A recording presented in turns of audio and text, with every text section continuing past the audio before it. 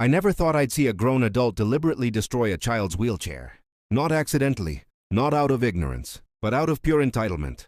And I definitely never thought I'd watch that same person get handcuffed and arrested in front of an entire neighborhood while screaming that she was the victim.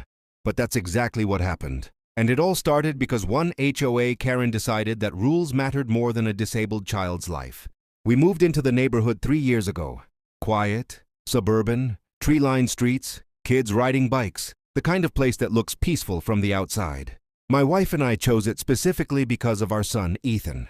Ethan is 8 years old. He's smart, curious, funny in that dry, unexpected way kids sometimes are. He loves dinosaurs, astronomy, and anything related to space. But Ethan was born with cerebral palsy. He can't walk on his own, so he uses a wheelchair. Not just any wheelchair, a custom medically fitted mobility chair designed specifically for his body, posture, and muscle control. Insurance covered part of it, but even then, it cost more than most used cars. That wheelchair isn't just equipment, it's his legs. Without it, he can't move independently. He can't go outside. He can't go to school comfortably. He can't feel normal. And that's important to understand.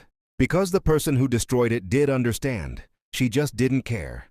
Her name was Linda Harper, president of the HOA, late 40s, perfect hair, sunglasses permanently perched on her head, clipboard always in hand like a badge of authority. She enforced rules with the enthusiasm of someone who had nothing else in her life. Grass half an inch too tall? Citation. Trash bin visible for an extra hour? Fine. Mailbox slightly crooked? Violation notice. At first we kept our distance, until Linda noticed Ethan. More specifically, she noticed his wheelchair ramp. One afternoon, my wife was helping Ethan down the ramp in front of our house. Linda marched over like she was storming a battlefield. She didn't say hello. She didn't acknowledge Ethan. She pointed at the ramp. That structure is not HOA approved. My wife blinked. Excuse me? The ramp, Linda repeated. It violates neighborhood aesthetics. Ethan looked up at her. He smiled politely. Hi, he said. Linda ignored him completely. My wife explained calmly. It's an ADA-compliant wheelchair ramp. We submitted the paperwork. Linda scoffed. This is a private HOA. ADA doesn't apply here. That was lie number one.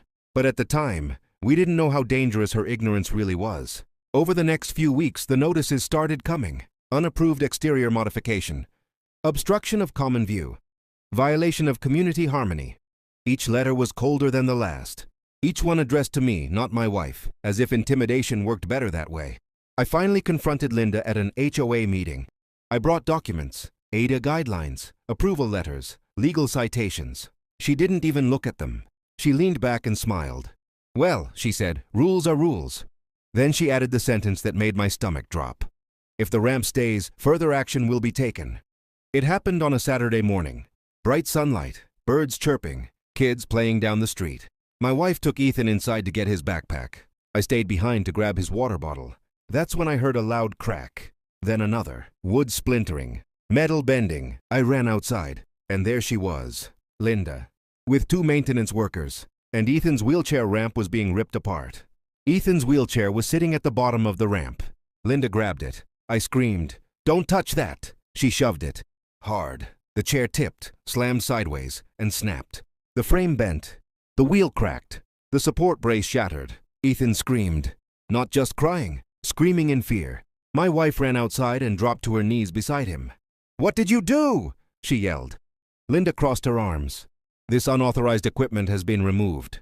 I felt something break inside me. I stepped toward Linda. "You destroyed medical equipment," I said through clenched teeth. She laughed. "Oh, please, it's just a chair." "Just a chair." I pointed at Ethan, shaking. "That chair is protected under federal law." Linda waved her clipboard. "This is private property. HOA supersedes that." That was lie number 2. And it was about to cost her everything. Linda pulled out her phone. "I'm calling the police," she announced loudly. "You're threatening me." My wife stared at her in disbelief. Ethan clung to her shirt, sobbing. Linda put the phone on speaker. "Yes, hello? HOA president here. A resident is being aggressive." I smiled. "Please do." 2 officers arrived within minutes. Linda rushed to them, talking over everyone. He was yelling. He got in my face. I was enforcing HOA rules. One officer raised his hand. "Ma'am, slow down." The other officer knelt beside Ethan. "Hey, buddy," he said gently. "What happened?" Ethan pointed at the broken wheelchair. She broke it. The officers examined the wheelchair. They examined the ramp debris. Then they asked the question Linda didn't expect. "Ma'am, do you have documentation allowing you to destroy medical mobility equipment?" Linda scoffed. "It's HOA property enforcement." The officer shook his head. "That's an ADA violation." Linda froze. "What?" "Destruction of mobility equipment is a federal offense."